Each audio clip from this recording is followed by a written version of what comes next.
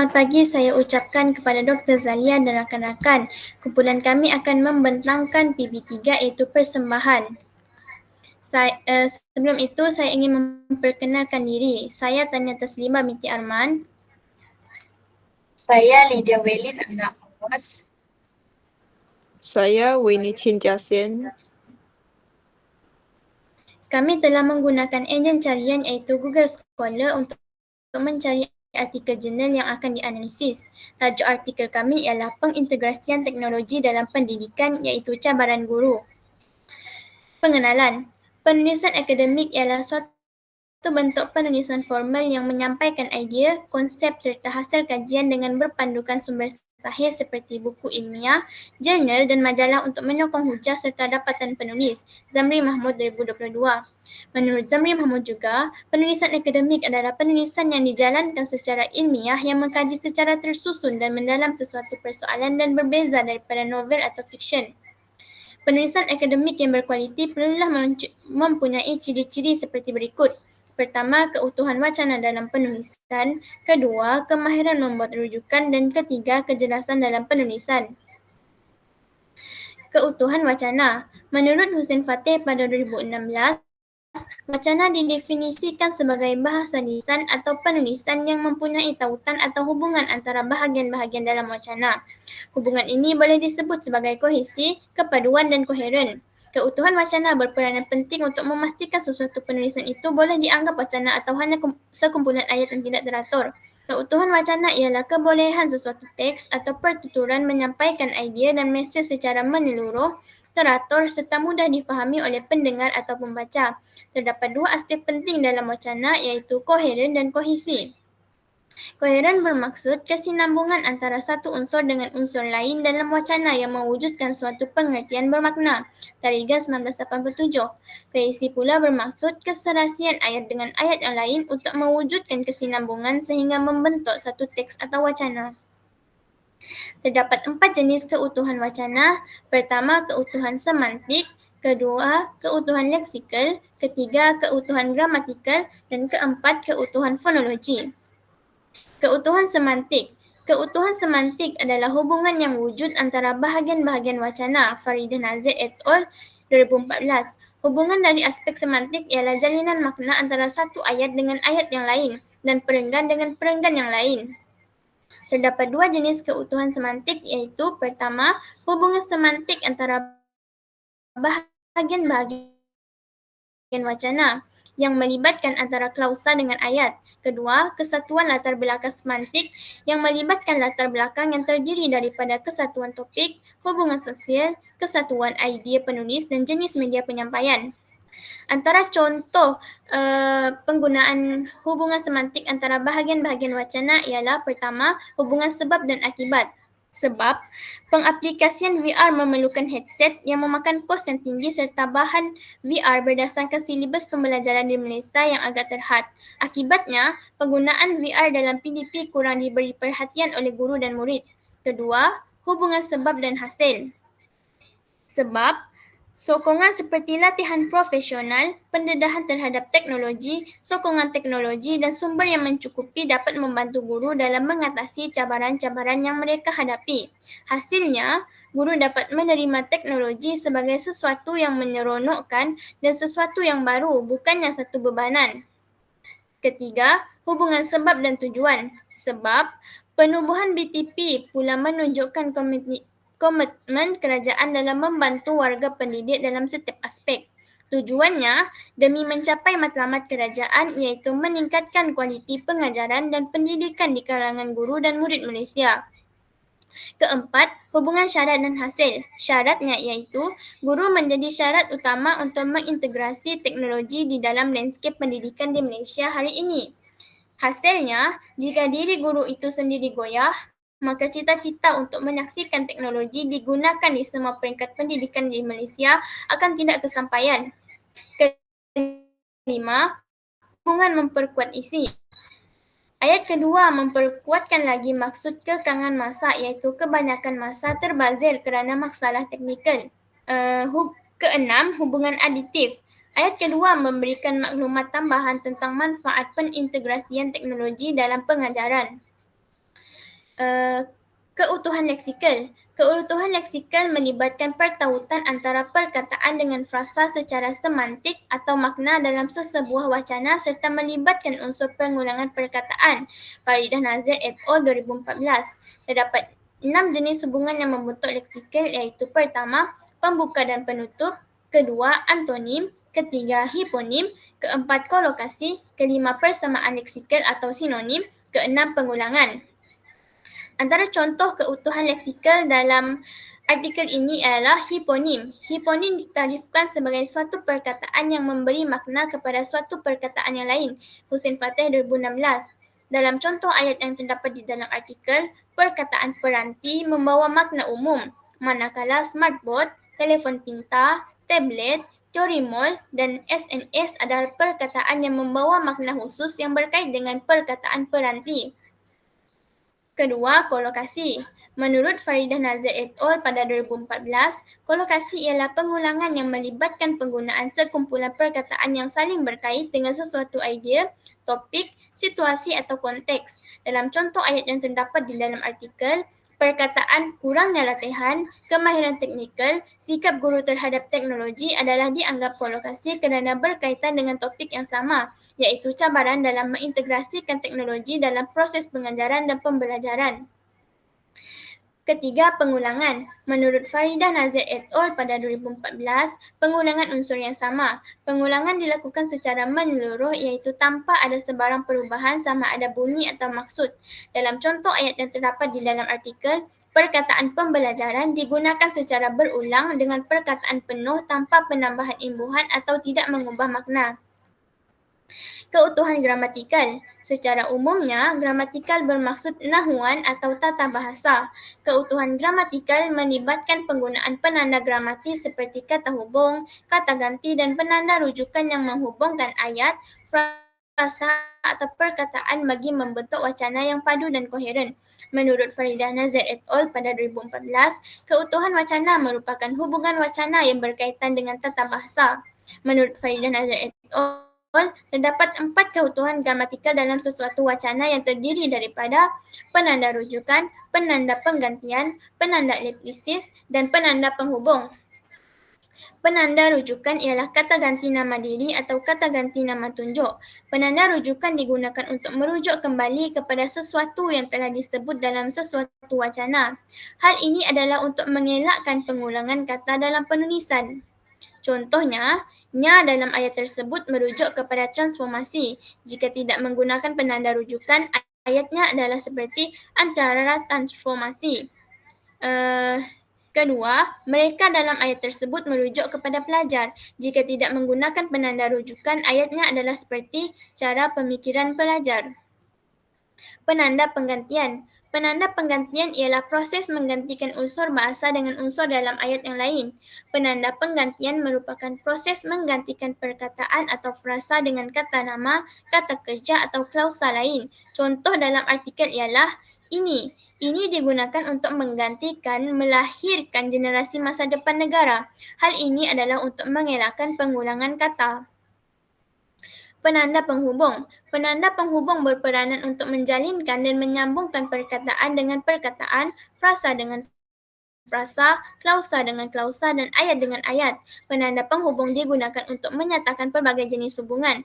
Faridah Nazir et al. Pada 2014 menyenaraikan 6 jenis kata penghubung yang digunakan sebagai penyambung antara fakta, frasa, klausa, ayat dan satuan yang lebih besar. Antaranya ialah penanda penghubung penghuraian, penanda penghubung penambahan, penanda penghubung pengembangan idea, penanda penghubung tentangan, penanda penghubung musabab, dan penanda penghubung tempoh. Penanda penghubung penghuraian ialah kata hubung yang digunakan untuk menghuraikan, menjelaskan atau memperincikan sesuatu idea dalam ayat atau perenggan.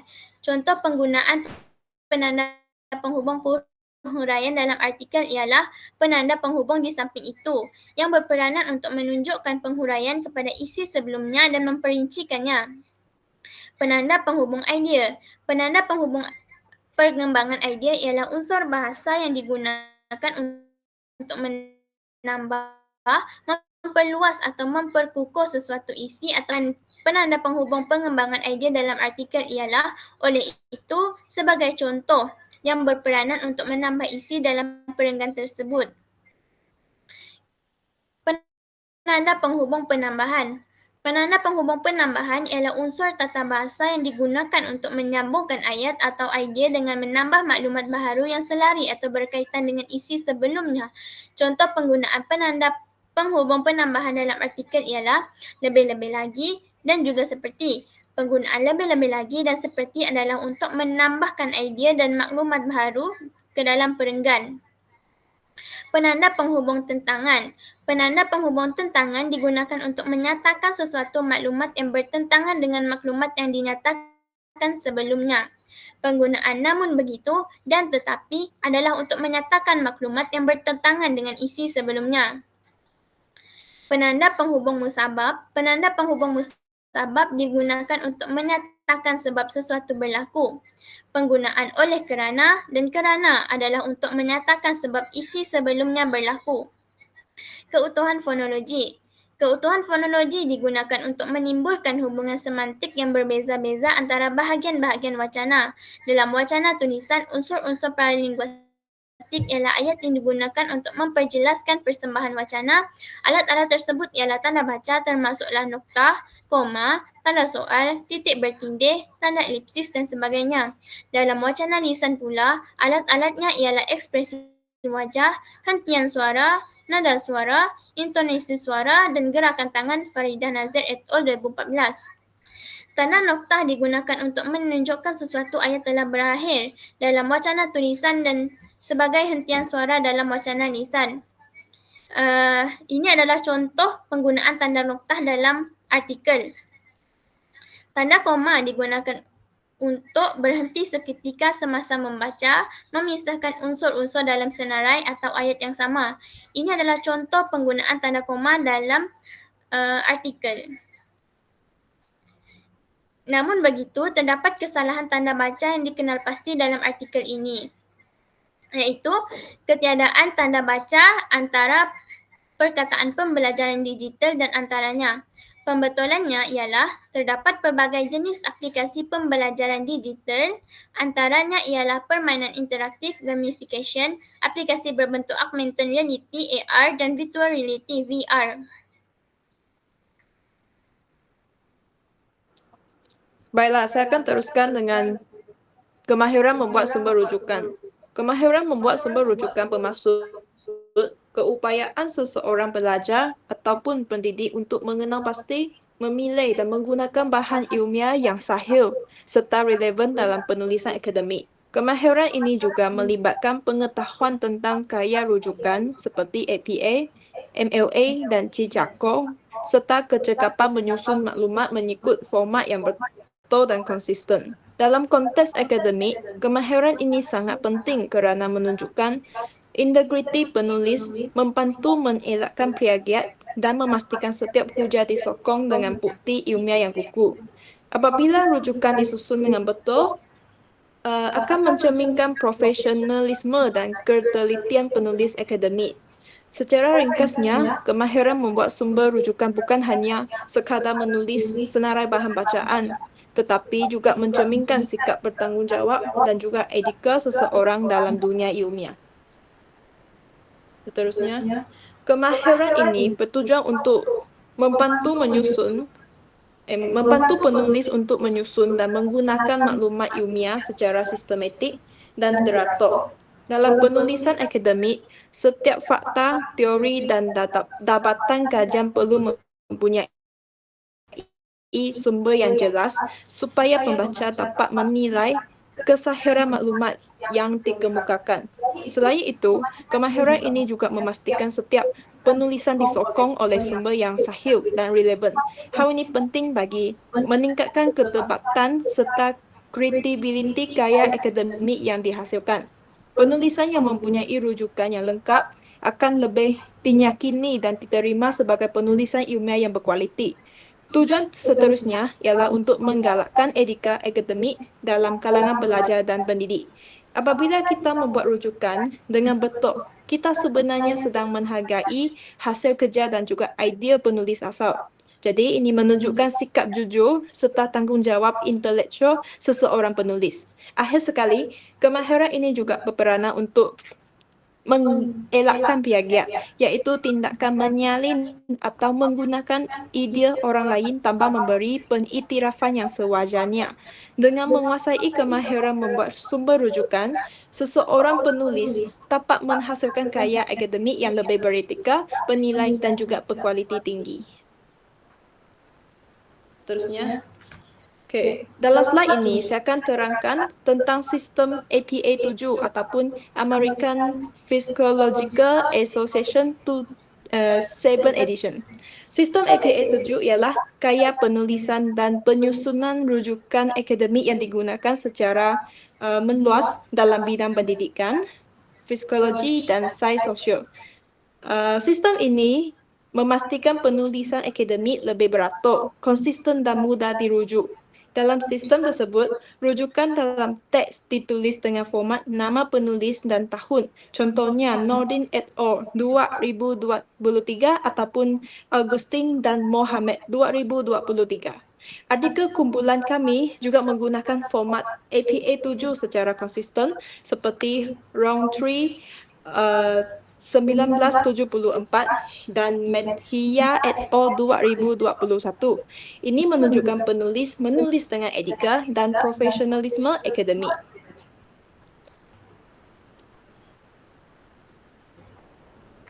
Okey, seterusnya. Untuk slide ini, saya akan menerangkan tentang analisis jurnal kumpulan kami yang bertajuk Pengintegrasian Teknologi dalam Pendidikan, Cabaran Guru. Artikel ini membincangkan cabaran yang dihadapi oleh guru dalam mengintegrasikan teknologi dalam proses pengajaran dan pembelajaran. Daripada penulisan dan dapatan yang dikemukakan, penulis menunjukkan kemahiran membuat sumber rujukan yang tinggi dan beretika. Antara ciri kemahiran tersebut dapat dilihat melalui penggunaan pelbagai sumber ilmiah yang relevan dan terkini, termasuk jurnal tempatan dan antarabangsa. Selain itu, penulis juga menyusun rujukan dengan karya APA 7 secara konsisten, serta menggunakan setiap rujukan untuk menyokong hujah yang dibina berdasarkan bukti. Kesimpulannya, artikel ini jelas menunjukkan kecekapan dan profesionalisme penulis dalam penulisan akademik yang tersusun dan berwibawa. Terusnya. Okey. Dalam slide ini, saya akan terangkan dua jenis sumber rujukan utama yang digunakan dalam artikel kami. Yang pertama ialah jurnal akademik. Sumber utama artikel ini ialah jurnal penyelidikan lain yang berkaitan dengan bidang pengajaran, teknologi dan pendidikan abad ke-21. Contohnya, rujukan kepada kajian oleh Mahia et al. 2021 yang menunjukkan penggunaan teknologi dapat meningkatkan motivasi belajar. Jadi, di sini telah membuktikan bahawa penulis menggunakan artikel jurnal akademik untuk menyokong hujah kajian mereka.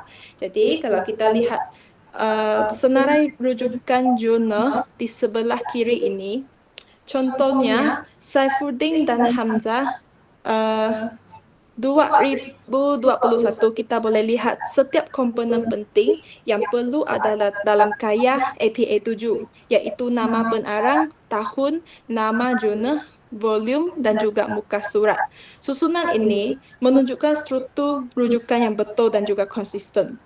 Yang kedua ialah buku ilmiah. Penulis turut merujuk kepada buku akademik bagi membincangkan teori dan konsep asas berkaitan teknologi dan pendidikan. Sebagai contoh, Roundtree 1974 menjelaskan bahawa teknologi ialah aplikasi pengetahuan sains untuk menyelesaikan masalah manusia. Ini menunjukkan artikel kami turut menggunakan sumber buku untuk menerangkan asas teori kajian. Jadi, bagi senarai rujukan buku tersebut, contohnya Othman NT, penulis menyertakan nama pengarang, tajuk serta bautan URL. Jadi, ini menunjukkan bahawa penggunaan sumber dalam talian yang sahih dan juga disusun ikut format APA 7. Baiklah, seterusnya.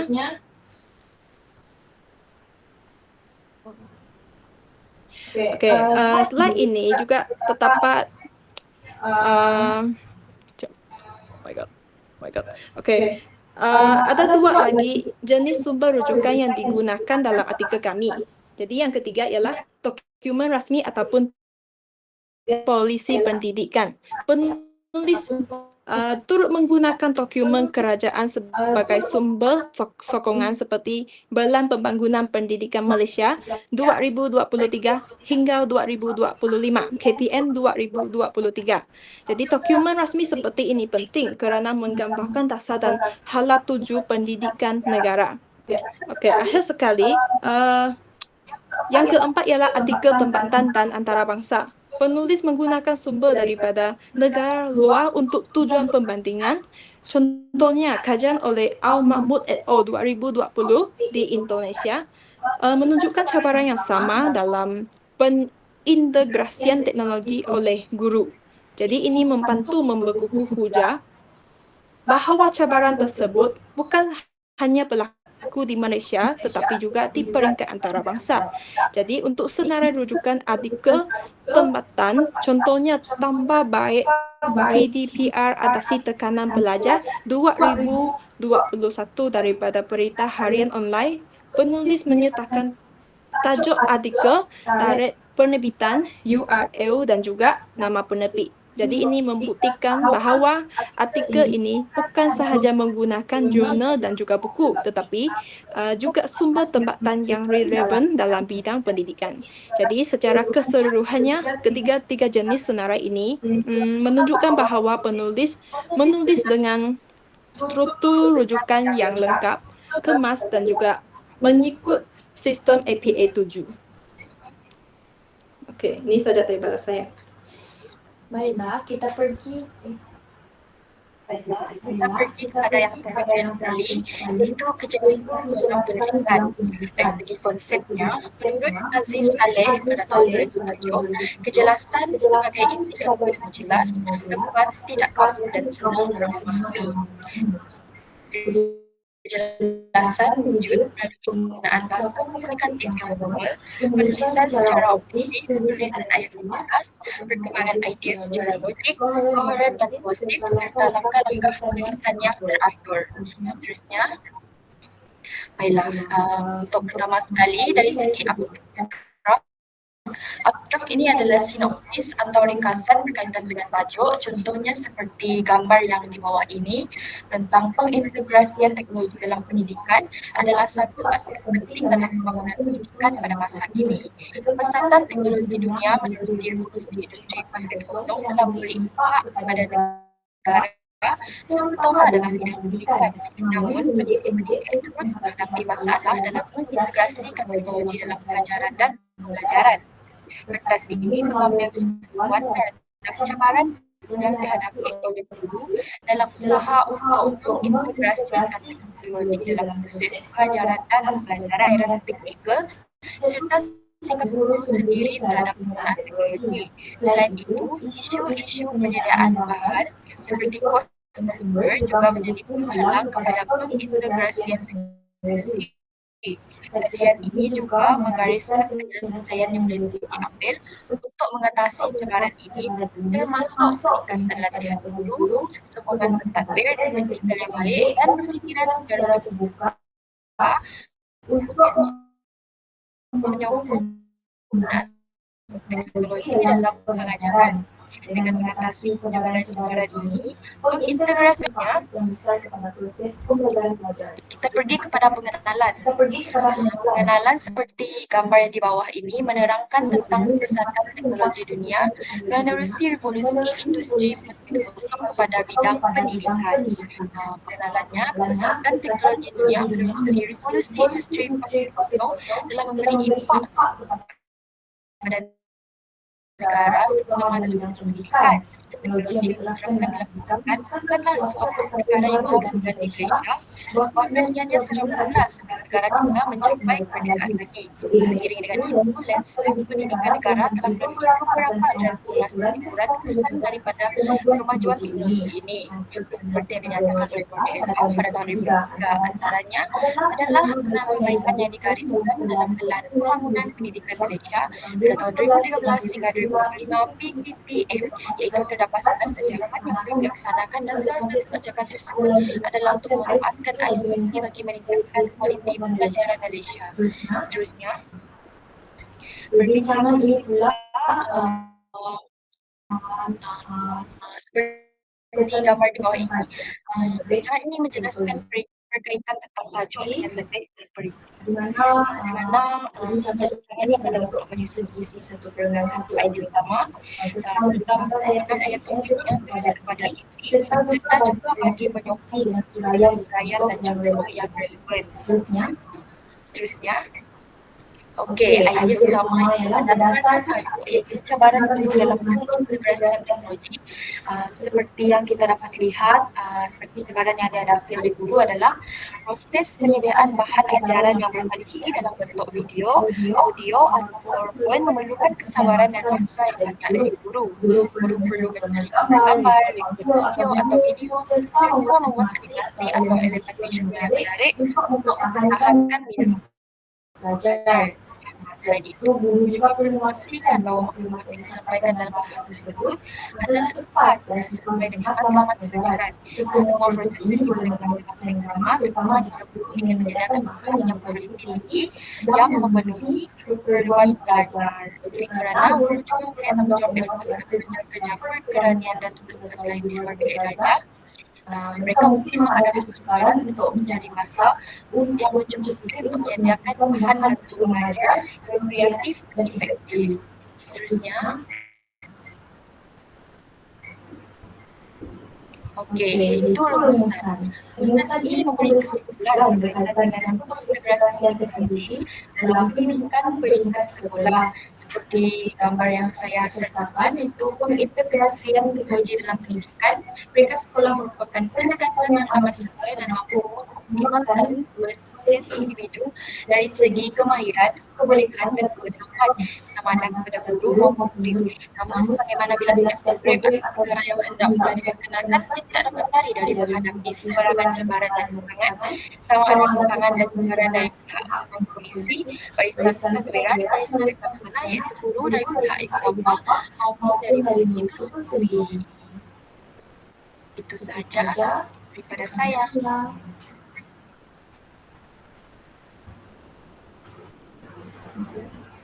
Kesimpulannya, secara keseluruhannya analisis terhadap artikel jurnal ini menunjukkan bahawa tahap kebutuhan wacana, kemahiran membuat rujukan dan kejelasan penulisan memainkan peranan penting dalam menentukan kualiti sesebuah karya akademik.